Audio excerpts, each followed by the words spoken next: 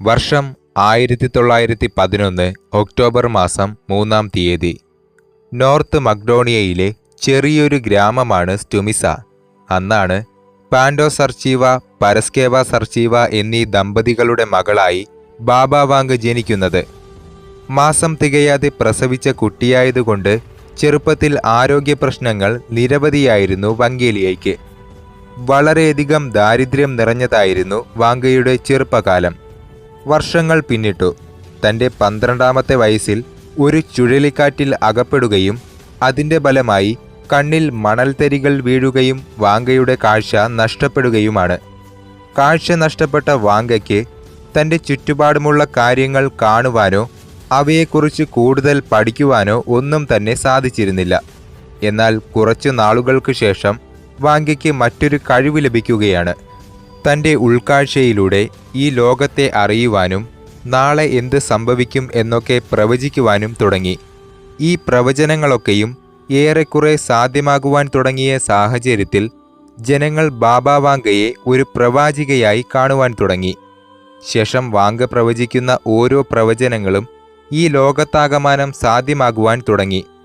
വാങ്കയുടെ പ്രവചനഫലമായി നടന്ന സംഭവങ്ങളായിരുന്നു ചേർണോബിൽ ആണവ ദുരന്തം, സോവിയറ്റ് വിപ്ലവകാരിയും രാഷ്ട്രീയ നേതാവുമായിരുന്ന ജോസഫ് സ്റ്റാലിൻ്റെ മരണം, ഡയാന രാജകുമാരിയുടെ വേർപാട്, 2ാം ലോക മഹായുദ്ധം.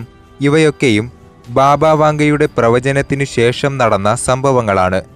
ഇത്തരത്തിൽ കഴിഞ്ഞ ഓരോ വർഷങ്ങളിലും ബാബ വാങ്ക പ്രവചിച്ച കാര്യങ്ങളൊക്കെയും നടന്നു കഴിഞ്ഞിരിക്കുന്നു. 1996 ഓഗസ്റ്റ് 11 തൻ്റെ 84-ാം വയസ്സിൽ വാങ്ക ഈ ലോകത്തു നിന്നും വിടവാങ്ങി.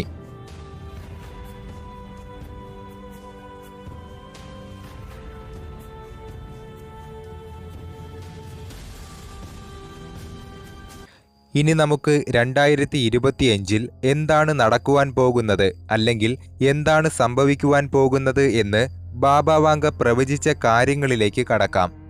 ഇതിൽ ഒന്നാമതായി വരുന്നത് പ്രകൃതി ദുരന്തങ്ങളാണ്.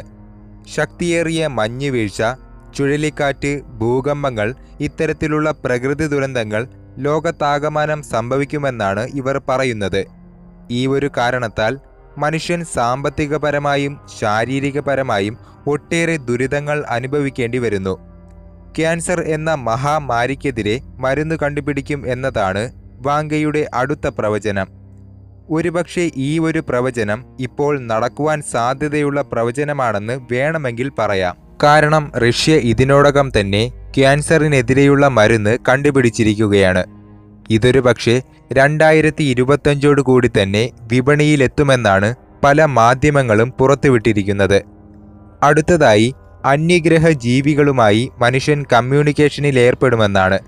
കൂടാതെ 2025 ലോകം യൂറോപ്പിൻ്റെ പൂർണ്ണ നാശത്തിന് സാക്ഷ്യം വഹിക്കും. വരാൻ പോകുന്ന യുദ്ധം പടിഞ്ഞാറിൻ്റെ മുഴുവൻ സന്തോഷവും കെടുത്തുമെന്നും ഇവർ പ്രവചിച്ചിരുന്നു.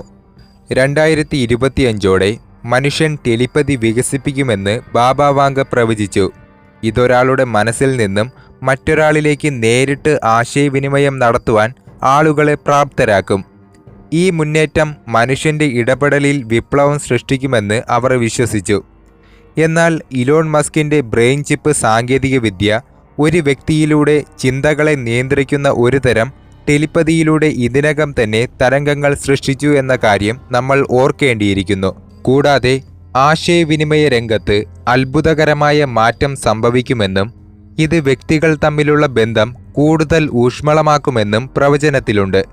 കൂടാതെ 2025 വരാനിരിക്കുന്ന ഒരു മഹാദുരന്തത്തിൻ്റെ തുടക്കമെന്നും വാങ്ക പറയുന്നു. എന്തായാലും ബാബ വാങ്കയുടെ ഈ പ്രവചനങ്ങളൊക്കെയും സാധ്യമാകുമോ എന്ന കാര്യം നമ്മൾ കാത്തിരുന്ന് കാണേണ്ടതാണ്.